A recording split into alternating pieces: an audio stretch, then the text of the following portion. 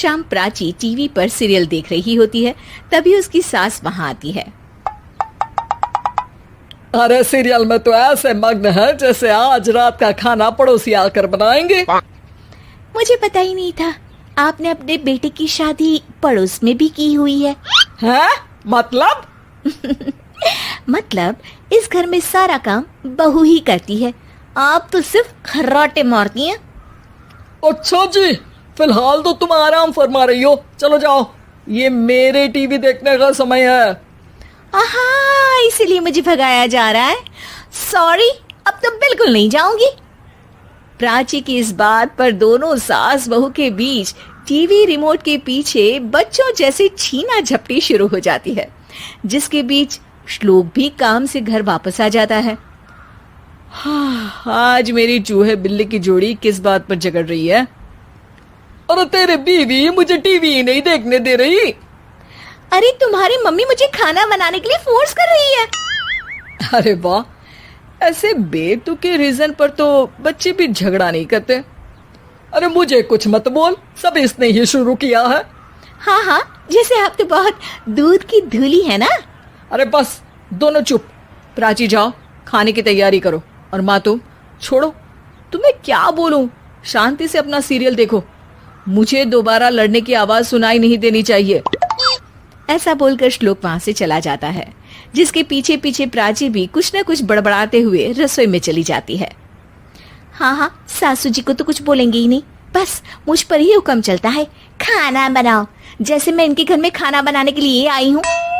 इसी तरह शाम बीतती है और रात को श्लोक और प्राची की सास खाना खाकर सोने चले जाते हैं, लेकिन प्राची गुस्से में कुछ खाए बिना काम में ही लगी रहती है। इस घर में किसी को घंटा फिक्र नहीं पड़ता, मैं खाऊं या भूखी रहूं।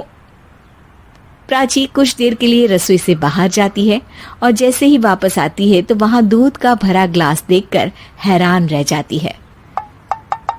फिक्र पूरी है, बस दिखाना नहीं है।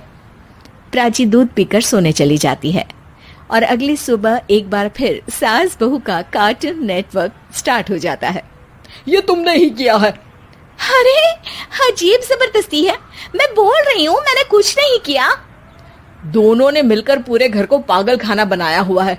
यहाँ कोई नॉर्मल इंसान तो रह ही नहीं सकता, इसीलिए अब पड़ोसी क्या रिश्तेदार भी घर आने से कतराते हैं। और सुन बेटे, तू भी चंगा, तेरी माँ भी चंगी, तेरी बीवी भी चंगी, रिश्तेदार।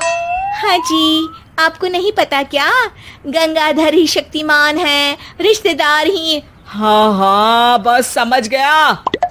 कभी जानवरों जैसे लड़ेंगी तो कभी जुगलबंदी करेंगी।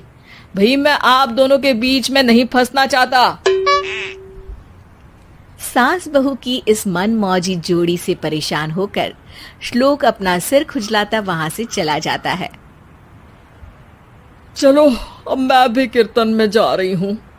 इस पर जैसे ही सास कमरे में अपना पर्स लेने जाती है तो वहां नाश्ते की प्लेट रखी देख मुस्कुराने लगती है और नाश्ता करके घर से बाहर निकलते हुए कुछ पैसे टेबल पर रख जाती है, जिसके कुछ देर बाद सिलेंडर वाला घर आता है। ओ मोरी मैया, मैं सिलेंडर के बारे में तो बिल्कुल भूल ही गई थी। घर खर्च के सारे पैसे भी मम्मी के पास है और श्लोक से बोला तो उल्टा 4 बात सुनाएंगे। प्राची ये सोच ही रही होती है कि अचानक उसका चेहरा चमक उठता है और वो घर में आकर इधर उधर देखने लगती है। तभी उसकी नजर टेबल पर रखे पैसों पर पड़ती है, जिन्हें वो सिलेंडर वाले को दे देती है। ये सब श्लोक देख लेता है। अच्छा बेटे, इतना बड़ा घोटाला, सबके सामने मैं तेरी दुश्मन और पीठ पीछे तेरी मेरी यारी। इस पर श्लोक एक प्लान बनाता है और शाम को सब एक साथ बैठे होने पर बोलने लगता है। माँ, तुम दोनों की बहुत लड़ाई होती है, इसलिए मैं सोच रहा हूँ कि प्राची को उसके घर छोड़ाऊं, इससे वो भी खुश रहेगी और तुम भी। अचानक श्लोक की ये बात सुनकर सास बहू शौक से उसकी तरफ देखती हैं।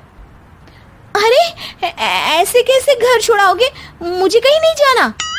अरे तुमने बोला नहीं पर मैंने सुन लिया, तुम्हें मम्मी के साथ रहना अच्छा नहीं लगता, मुझे पता है। अरे वो, अरे जब बहू खुद कुछ काम बोले तो वो तुझे सुनता नहीं, और अब जो इसने बोला ही नहीं वो तू समझ गया। जब उसे नहीं जाना तो फिर जबरदस्ती क्यों कर रहा है? अच्छा, फिर आपको मौसी के घर छोड़ाता हूँ, बस अब आप दोनों एक घर में एक छत के नीचे नहीं रह सकती। मैं इस टॉम एंड जेरी की जोड़ी को और नहीं झेल सकता। है? ऐसे कैसे नहीं रह सकते? तुम्हें इतनी दिक्कत है तो तुम्हारा बोरिया बिस्तर पैक कर देती हूँ, लेकिन मम्मी जी कहीं नहीं जाएंगी। बिल्कुल यही सुनना था मुझे। अगर दोनों में इतना ही प्यार है फिर हर वक्त ये लड़ाई का नाटक क्यों करती हो? देखा मैंने कैसे माँ किचन में दूध रखती है और तुम उनके लिए कमरे में नाश्ता रखती हो, और कैसे वो पहले ही तुम्हारी दिक्कत समझकर घर में पैसे रखकर बाहर जाती है। अरे भाई, इतना ड्रामा तो डेली सोप में भी नहीं होता जितना तुम दोनों ने इस घर में फैलाया हुआ है। तू हमें टॉम एंड जेरी बोलता है ना, तो याद कर वो दोनों भी एक दूसरे को बाहर वालों की बुरी नजर से बचाने के लिए हमेशा सबके सामने लड़ते थे, लेकिन अकेले में दिक्कत के समय मदद भी तो करते थे। बस हमारा रिश्ता भी कुछ ऐसा ही है। और वैसे भी अगर सास बहू में तू मैं नहीं होती तो दुनिया वालों को कहानियां कैसे मिलेंगी?